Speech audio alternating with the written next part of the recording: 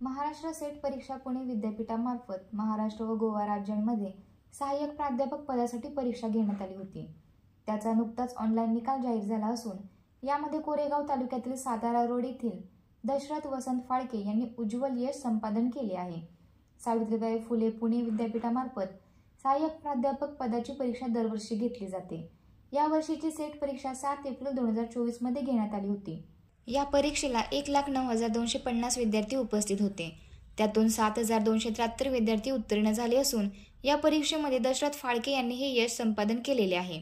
दशरथ यांचे शालेय शिक्षण डॉक्टर गदगकर हायस्कूल सातारा रोड येथे झाले असून त्यांचे पदवीपर्यंत शिक्षण देऊर कॉलेज व मास्टर ऑफ आर्ट्स हिस्ट्री विषयाचे शिक्षण शिवाजी कॉलेज सातारा येथे पूर्ण झाले आहे। दशरथ फाळके यांनी मिळवलेल्या या यशाबद्दल त्यांचे सर्व स्तरावरून कौतुक होऊ लागले आहे। तसेच त्यांच्या यशामध्ये सर्वात मोलाचा वाटा त्यांची पत्नी स्वाती, मुलगा सार्थक व मुलगी स्वराली तसेच शिक्षक व मित्र परिवारांचा राहिला असल्याचे दशरथ फाळके यांनी सांगितले आहे।